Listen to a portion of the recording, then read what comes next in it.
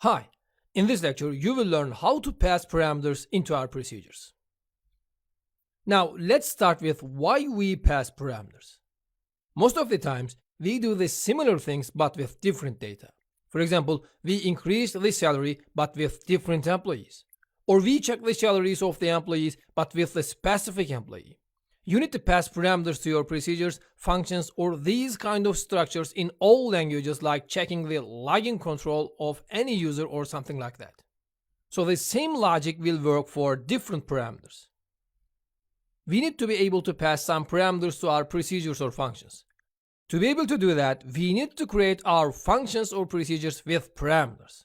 We need to declare that our procedure will get these parameters. We can have one or more parameters, and these parameters will have a type. This type can be in scalar data types or composite data types. We have a wide range in here. Between the parameter name and the type, we write the mod of our parameter. The mod means if it is passing into this procedure or out of this procedure. In means we will send a value into this procedure, and this value will be used in this procedure. Out means the caller will get the value of the specified parameter after the execution of the procedure. If you write both in and out mods together, the caller will both send it and get the value of that parameter. If you don't write the mod, it is in by default. Great. We write our parameters after the procedure name and inside of parentheses. If you write multiple parameters, we separate them with comma signs. Alright, now let's open up the SQL Developer and make some examples. In our previous example, we increased all the salaries with a specified person. But what if we want to increase the salaries of a specific department or a specific employee, or what if we want to increase with 20%? We do such things with passing parameters. Now let's modify our increase salaries procedure by adding parameters. Let's start with using in mode. I write in here v salary increase. Let me copy that and paste in here, and it is in and number. And with a comma sign, I write v department ID, and it is PLS integer. I did not write in, that means in by default. We use in mod with writing in or leaving it empty. There is no need to declare v salary increase inside of the procedure again. We can directly use it. Now we will use the v department ID parameter with our var clause, and let's do that. I write var department ID is equal to our v department ID variable or parameter. Now no need to write v salary increase because we declared it in our parameter. Great, no more changes. Parameters can be used just like normal variables. So let's compile it. Now our procedure has changed. So new calls must be with parameters. Now let's try to run our procedure without any parameters first. In a new worksheet, I write begin and end, and between them I write increase salaries. Let's run it. As we can see, we had an error. Wrong number of types of arguments in call to increase salaries. Means either you did not pass the parameters or you try to pass a parameter with a wrong data type. So now let's pass parameters then. We know that our procedure takes two parameters. The first parameter is v salary increase. Its type is number. So the first parameter must be in number type or its subtype. So second one is the department ID, and it is in PLS integer type. So we must pass PLS integer or number for this parameter. Now let's write these parameters then. I simply write them inside of the parentheses by separating with comma sign. 1.2, and with comma I write 60, for example. See that? Pretty simple usage. Now let's run it. Great. only the employees who work in department ID 60 affected from that increase with 20%. Now let's change the parameters and run again. Let's say 1.15 and the department ID is 90. Let's run it. As we can see, now it updated the different salaries with a different amount. This is really useful. We did the similar things with different parameters, so different employees affected from that. If we wouldn't have the procedure, we would have to write whole line of code again, but with only different departments and percentages. Assume that we would do that for many times, we need to copy and paste our code for several times to do a similar work. So procedures ease our code so much. To see that, let's create another procedure and feel the difference better. We know that dbms output.put line name is a long text to write something on the screen. But we use that so many times. We can simplify that with creating a procedure for that. Now let's open up a new worksheet and create our procedure for that. I write create or replace procedure, let's say print, and the parameter is text and its type is in varchar2 and is begin and keywords, and inside of that I write dbms output.put line and our text. See that we don't specify any size for this type. We create that procedure for once and use that every time we need. Now let's create it. As we compile successfully, we can start using it. Now I write print and salary increase started.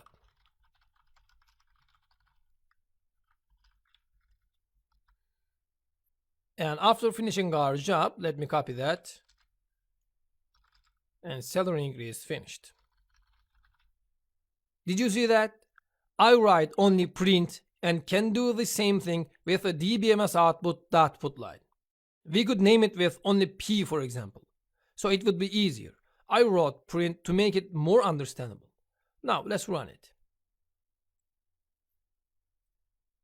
Great, we shortened our code. Now let me show you the difference of in and out parameters. We know that in sends the value inside of our procedure and out gets a value from that procedure. In and out can be used both. If we use like that, we send a parameter to the procedure and get the value as soon as our procedure finishes running. Now let's roll back first and change our procedure. Now I will make the vSalary increase mod both in and out.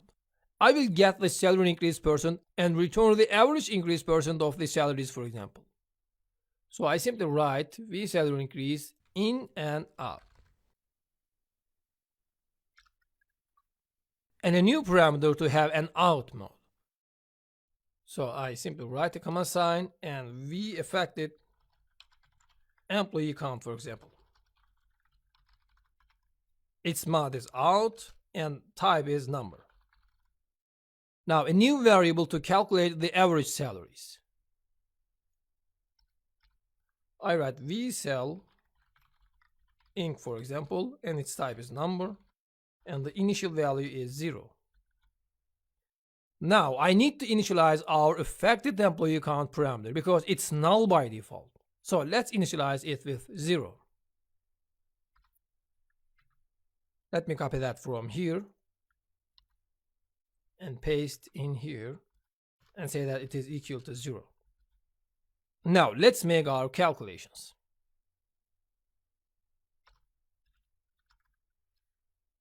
Is equal to affected employee count plus 1.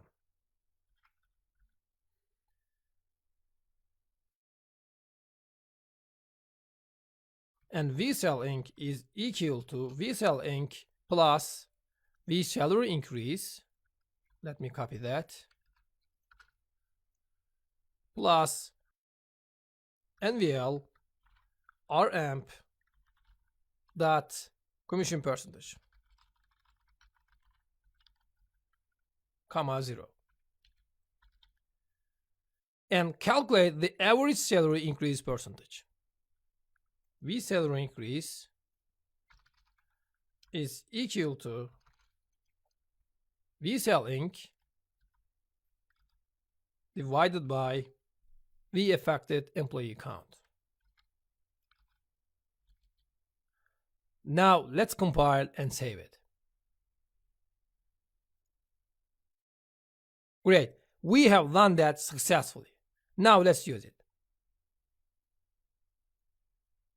Now let's declare two variables to use with the out parameter, because we will get some values, so we need to store it into somewhere. We will do that with variables now. I write declare and VSAL Inc. its number, and the default value is 1.2, for example. And V affected amp count, it is number. Now let's pass our parameters. V salary increase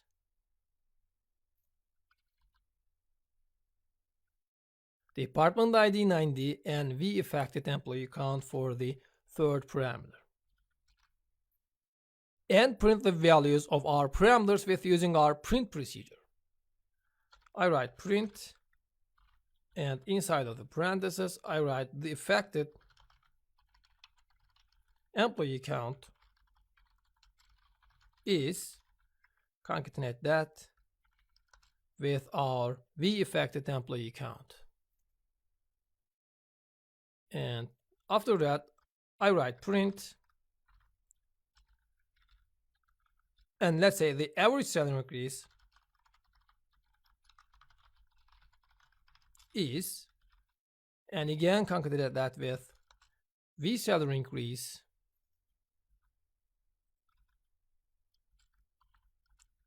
and let's say it is %. Now let's run it.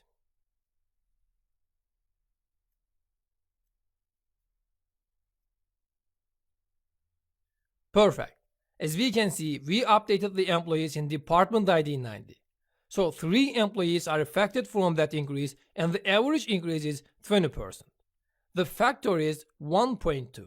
It is equal to 20% as you guess. But if the average increase percent is the same, why we got this value back? No sense, isn't it? No. Now let's change the department ID and see the difference. Department ID, let's say 80. And now let's run it. Perfect. As we can see in the output messages, the affected employee count is 34 and the average increase factor is 1.425.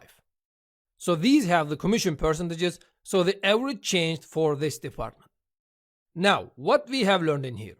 We saw that we can send parameters with using in-mod and get the value with using out-mod. We can use them both too. With that way, we send the variable into the procedure. What the procedure does in here is, if you update the value of the variable inside of the procedure, it changes the actual value of that variable. As you can understand from this code, we pass the parameter VFMCount into this procedure, and after the procedure finished, its value has changed. We did not say that this value is equal to the value returned from the procedure. We updated that parameter inside of the procedure, and it changed the actual value of that variable. Be aware of that. It changed the actual value inside of the procedure, like the pointers. Great. Now we know how to declare parameters with in and out mods and how to use these kind of procedures. So this is the end of this lecture. See you in the next one.